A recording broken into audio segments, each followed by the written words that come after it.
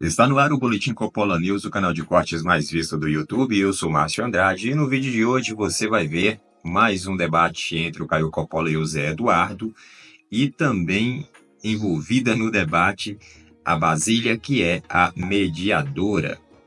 Ela, como mediadora, jogou ali umas indiretas para o Caio Coppola, e o Caio Coppola fez questão de sinalizar essas indiretas e respondendo a Basília. Eles estão ali discutindo, debatendo sobre os 100 dias do governo Trump. Você vai ver isso e muito mais neste vídeo, portanto se inscreva no canal, deixa o seu comentário e deixa também o seu like.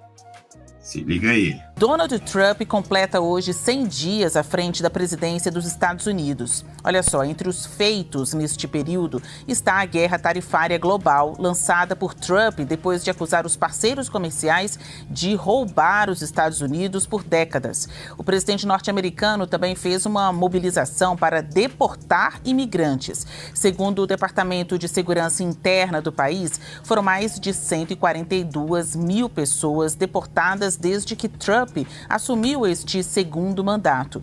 Em meio a todas essas mudanças, uma pesquisa da CNN, olha só, divulgada no último fim de semana, aponta que a aprovação de Donald Trump, que está em 41%, é a mais baixa para qualquer presidente norte-americano nos primeiros 100 dias de governo desde a década de 50. Ele perdeu até para ele mesmo no segundo mandato. Bom, agora a gente vai ao debate, começando pelo Coppola. Coppola, olha só, em 100 dias de governo, são 4 anos pela frente, mas em 100 dias, muita notícia, muita repercussão, abalando aí o convívio entre as pessoas e as regras dentro dos Estados Unidos e também no aspecto mundial. Então, para você, Coppola, que fala em nome da direita, Trump entregou o que prometeu? Olá, Basília, olá, doutor Zé Eduardo, saudações à nossa audiência. Olha, eu peço licença para ampliar o escopo desse debate, e propor aqui uma comparação entre as promessas e realizações de Donald Trump nos seus primeiros 100 dias de mandato e de Lula da Silva nos seus primeiros 2 anos e 4 meses de governo. Nas eleições de 2022, o candidato Lula da Silva, ao vivo em rede nacional, afirmou, aspas, mexer na Suprema Corte para colocar amigo, para colocar companheiro, para colocar partidário é um atraso, é um retrocesso e eu sou contra. Mas, uma vez eleito presidente, Lula quebrou a sua promessa e indicou grandes amigos para o STF, incluído um aliado político e o seu advogado particular. Por sua vez, nas eleições americanas de 2024, o Donald Trump também fez promessas sobre a justiça americana, cujas decisões não estavam sendo repercutidas pelo governo federal. Manchete da CNN Brasil de junho de 2023. Suprema Corte dos Estados Unidos derruba cotas raciais nas universidades.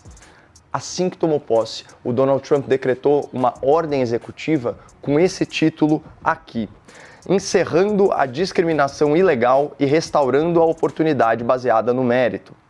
Essa iniciativa, que diga-se de passagem, foi copiada aí por inúmeras empresas, por instituições de ensino, encerrou anos de favorecimento inconstitucional de pessoas e grupos com base na cor da sua pele, na sua etnia, o seu gênero, a sua religião, até a sua orientação sexual. E ainda nessa seara de restauração da igualdade, de restauração da isonomia, o Donald Trump cumpriu outras promessas de campanha. Agora, os Estados Unidos reconhecem apenas 2 gêneros, masculino e feminino, com base em um critério objetivo, um critério científico, a genética. E atletas que biologicamente pertencem ao sexo masculino não podem mais participar de ligas femininas de esporte. Afinal, isso é injusto. Em alguns casos, como nas artes marciais, chega a ser perigoso para as atletas envolvidas. Mas, voltando aqui para o Brasil, além de prometer reduzir as queimadas na Amazônia, acabar com o sigilo de 100 anos, dar transparência às emendas parlamentares e um monte de outros compromissos aqui não cumpridos, a promessa mais marcante do Lula nas últimas eleições foi garantir que no seu governo o povo faria belos churrascos com direito a picanha e cervejinha gelada. Aquela história, né? Expectativa, realidade. CNN, janeiro de 2025. Picanha e cerveja ficam mais caras com alta da inflação. E não foi só a carne e as bebidas. O preço dos alimentos disparou, incluindo itens básicos como o café e os ovos. Mas qual foi a resposta do Lula para essa crise? Ele cobrou o próprio povo. Olha aqui, o Globo, fevereiro de 2025. Lula pede ação do consumidor contra a inflação. Se o produto está caro, você não compra. E parece que o povo, sem picanha nem ovo, foi obrigado a seguir os conselhos do Lula. Olha aqui, Datafolha. Inflação faz 58% dos brasileiros comprarem menos alimentos. Pessoal, para efeito de comparação aqui, nos Estados Unidos, do Trump, a inflação está em 0,1% ao mês, com inflação acumulada em queda. No último mês, o preço ao produtor, o preço no atacado, caiu 0,4%. O preço da energia caiu 3,3%. O preço da gasolina caiu mais de 10%. E muito graças à nova política energética do governo Trump, que também era uma promessa de campanha. Mas voltando aqui para picanha. Se o Lula não cumpriu a sua principal promessa eleitoral, o que nós podemos dizer de Donald Trump? Além de reduzir impostos, de cortar gastos públicos, de reequilibrar as tarifas do comércio global e de incentivar que as indústrias voltem a se instalar nos Estados Unidos, a principal promessa do presidente americano era restaurar a segurança nas fronteiras, frear a imigração ilegal que estava inundando os Estados Unidos com até 10 mil pessoas não documentadas por dia. E parte delas, obviamente, eram traficantes, membros de gangues e outros criminosos. Atualmente aqui, segundo a revista The Economist, esse número foi reduzido em 96%. Ou seja, em menos de 100 dias, o Trump resolveu o problema mais urgente do seu país. Portanto, Basília, goste-se ou não da sua retórica, goste-se ou não das suas políticas, a verdade é que o Donald Trump está cumprindo à risca as suas promessas. Uma sensação absolutamente desconhecida para os eleitores do Lula da Silva. Olha, Cardoso, ouvindo agora o Coppola, obrigada, Coppola, ele não falou das tarifas mais caras, ainda das deportações, optou por dar atenção a outros aspectos, como a energia e a gasolina mais baratas e também a mudança na política ou a reafirmação da política de diversidade de Trump quanto à característica genética das pessoas. E falou também de Lula. Quem faz as perguntas aqui sou eu, mas quem dá as respostas são vocês. Então agora eu quero ouvir o lado da esquerda sobre a mesma pergunta. Trump entregou, Cardoso, o que prometeu aos seus eleitores? Olá, Basília. Olá, Caio. Fosse a pergunta uma comparação entre o governo Lula e Trump, nós teríamos que fazer uma comparação das pesquisas dos 100 primeiros dias de governo de Lula e dos 100 primeiros dias de governo de Trump. Só que Lula, nos 100 primeiros dias, estava com uma aprovação muito acima da reprovação. Donald Trump apresenta a maior reprovação da história que um presidente dos Estados Unidos da América já teve. Portanto, essa seria a comparação a ser colocada.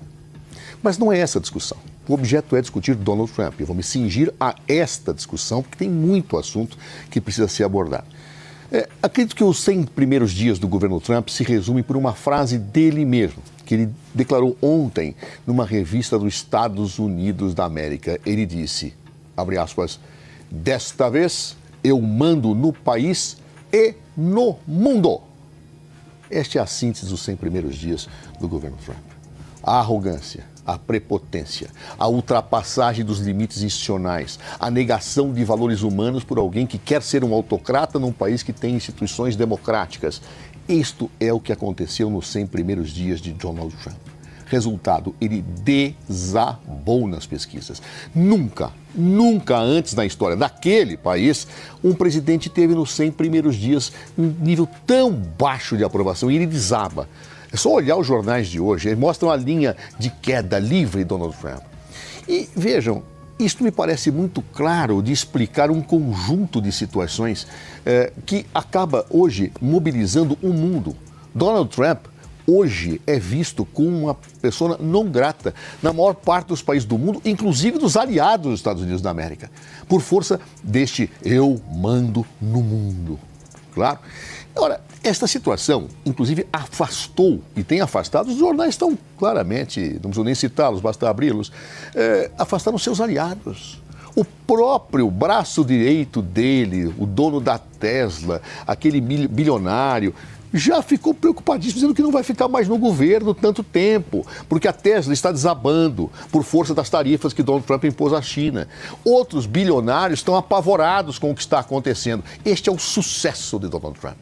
Ah, mas olha, ele está cumprindo o que ele está fazendo. Bom, se ele está cumprindo o que ele está fazendo, o povo dos Estados Unidos da América não entendeu, porque ele é o pior governo já instalado neste período nos Estados Unidos da América. E o que chama muita atenção, Basílio e Caio, é que os 100 primeiros dias normalmente estão naquele período da lua de mel de um governante. Isso é conhecido da política. Os primeiros 6 meses, o governo desfruta de uma ressaca eleitoral positiva. Ou seja, ele passa por uma lua de mel, como se costuma dizer. É a partir do final do primeiro ano, já dos 6 meses para o final de um ano, que já começa a ter uma certa apreciação crítica. O segundo ano é o pior ano do governo, normalmente, porque é o ano que ele não conseguiu colocar em prática as situações. É aí que normalmente as pesquisas começam a cair. Terceiro ano é um sinal de advertência, pode começar a retomar, e o quarto define o rumo das eleições. Donald Trump conseguiu uma façanha inédita. Eu nunca vi isso. Alguém desabar nos 100 primeiros dias de governo. 100 primeiros dias, recém-eleito. Aqueles que votaram nele já não mais o aprovam. Ou seja, se ele tem 40% só de aprovação e ganhou as eleições, bem, vamos ver o que está acontecendo, Donald Trump. Ele está desagradando com as medidas que ele está tomando. Ele está prejudicando a economia dos Estados Unidos da América, as empresas. Ele está tendendo a criar desemprego com esta maluquice de mandar no mundo, declarar guerra para todo mundo. Ele está afrontando princípios básicos da Constituição dos Estados Unidos da América, a ponto que juízes estão se insurgindo em relação a algumas situações que ele determina, e está brigando com as universidades, cortando verbas. Uma coisa horrorosa do ponto de vista humanitário, do ponto de vista político, do ponto de vista democrático. Mas ele é uma pessoa que ele se acha o ditador. Ele se acha aquela pessoa que pode mandar no mundo. Quem disse isso? Ele! Ele acha que ele pode mandar no mundo. Isso mostra uma conjugação terrível, perversa, de um certo componente ideológico de extrema-direita autoritária. E os extremistas, sejam de esquerda, sejam de direita, eles são autoritários por definição. Esta é a lógica, né? E tem esse componente ideológico, mas mostra um certo pitada de psicopatia, digamos assim. Ou seja, um certo desequilíbrio emocional. Uma pessoa que fala uma barbaridade dessa, que acha que manda no país, eu mando no país, eu mando no mundo, só pode, evidentemente, qualificar um conjunto de desatinos como esse que ele vem fazendo. Então, portanto, esta frase expressa o extremismo de Donald Trump, o autoritarismo de Donald Trump. E se ele estiver realmente cumprindo aquilo que ele prometeu nas eleições, parece que o povo dos Estados Unidos da América, então, não percebeu o que ele prometia. É óbvio que uma pessoa não significa todo um governo, mas tratando das posturas e manifestações do presidente da República, isso tem muito impacto. O que ele fala, o que ele faz. Então a pergunta agora, Coppola, no sentido de olhar para a credibilidade dos Estados Unidos. É um país que vende para o mundo a ideia de ser livre, em que lá você tem as suas liberdades garantidas e que lá também você conhece o berço da democracia. Na sua avaliação, as medidas de Trump prejudicam a chamada credibilidade dos Estados Unidos? Basília, na minha primeira aula de Direito Civil, o meu professor disse que havia só uma grande regra imutável. Todos querem vender caro e todos querem comprar barato. Quando você impõe uma tarifa global de 10% no comércio internacional, é óbvio que vai haver uma reação negativa. Mas isso não significa que a sua credibilidade está prejudicada. Significa apenas que você incomodou interesses. E nações não têm amigos, nações têm interesses. Elas fazem alianças estratégicas. Então, obviamente, quando, na melhor das hipóteses, você está pagando 10% a mais de tarifa do que o status anterior, bom, é evidente que você vai se incomodar, especialmente quando você tinha um superávit comercial em relação àquele país. Nós já trouxemos o número aqui para o espectador da CNN. O déficit comercial americano é de 1,2 trilhão de dólares por ano. o déficit fiscal era de 1,8. O déficit de juros era de mais 1 bilhão. Todos os anos, 1 trilhão. Todos os anos, os americanos cresciam em 4 trilhões a sua dívida. Ela estava quase indo para bater 40 trilhões de dólares. Essa situação é insustentável, exige medidas drásticas. E, ao contrário do que foi insinuado aqui anteriormente, eu abordei sim a questão das tarifas. Aqui, eu estou aqui com as minhas anotações. Eu falei no reequilíbrio das tarifas de comércio global. E por que eu digo isso? Porque em alguns casos, quando você pega a Índia, quando você pega a China, ou até mesmo o Brasil, a gente tem alguns produtos americanos que nós tributávamos em 100%. E aí, quando nós somos tributados em 10%, vai haver um ultraje coletivo. E precisa ter um mínimo de sensatez de entender que isso não está de acordo com o interesse dos americanos. Isso são negócios no plano internacional. E o Donald Trump, eu acho que é sobre isso que a gente está falando, sobre o que ele prometeu. A pergunta aqui, se não me engano, é: Trump entrega o que prometeu? Exatamente o que prometeu. Na campanha ele falou: tarifa é a minha palavra predileta no idioma inglês. Pô, assim, mais claro que isso?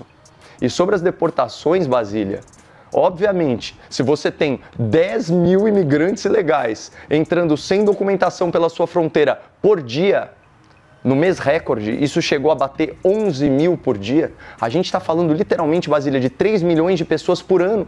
Você quer que ele faça o que com essas pessoas? Deixe elas custando bilhões e bilhões de dólares na assistência social americana? Essas pessoas têm que ser deportadas. É evidente.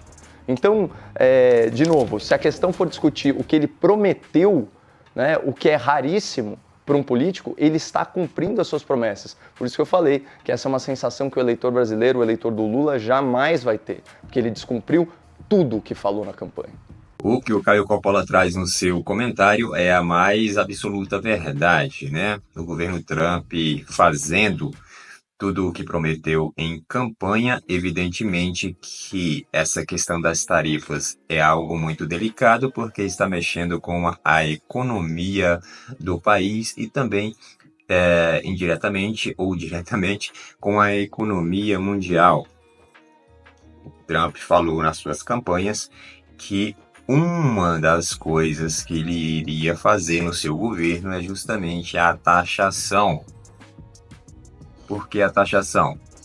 Justamente para diminuir a dívida dos Estados Unidos da América. Segundo Trump, os Estados Unidos da América vêm há décadas, sendo aí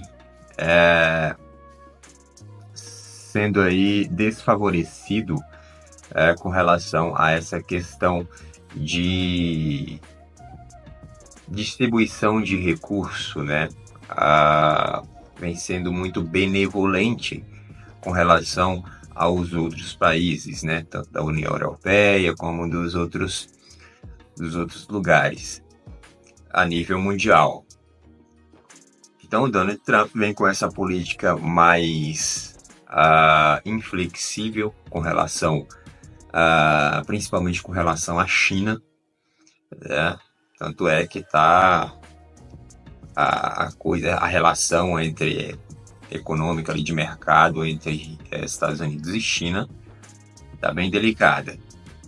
Então essa é uma política de Trump. Quando fala de economia, evidentemente que os grandões, as big, os grandes aí do mercado econômico, do mercado mundial, vão sentir aí as dores, quando mexem no bolso, vão sentir as dores e vão reclamar, evidentemente. E aí, quando se sai uma pesquisa que é patrocinada principalmente por quem tem grana, e quem quer disseminar uma narrativa, evidentemente que essa pesquisa vai ser negativa em relação ao Trump, em relação à conduta do Trump para os Estados Unidos da América. Então a rejeição dele e a aprovação, no caso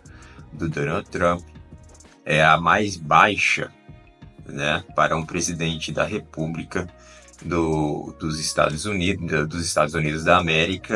Eu acho que foi dito aí no debate, desde 1950, parece que foi isso.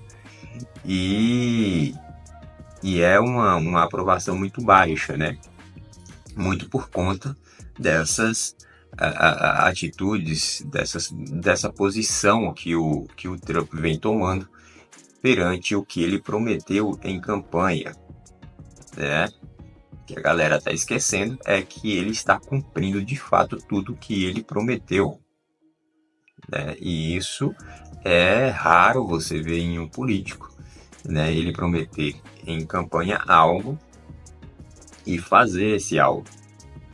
E isso vem acontecendo com o Donald Trump.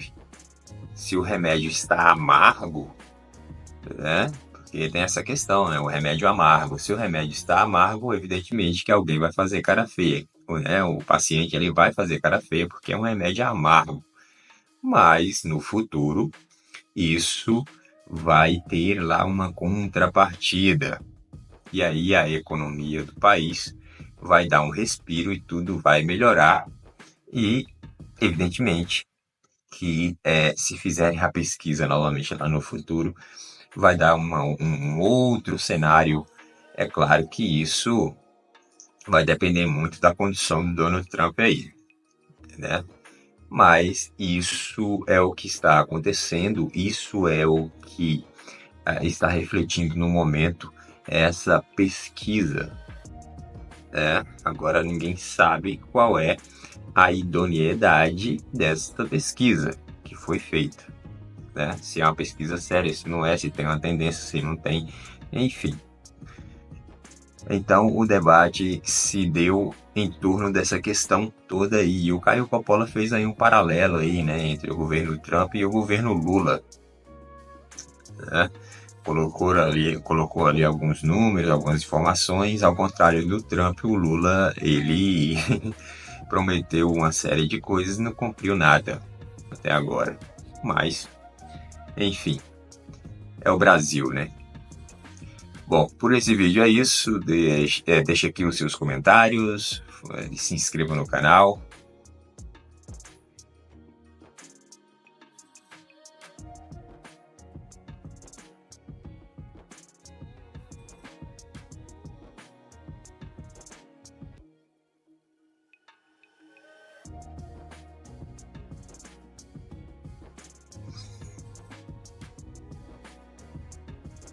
Se inscreva no canal, deixa o seu comentário.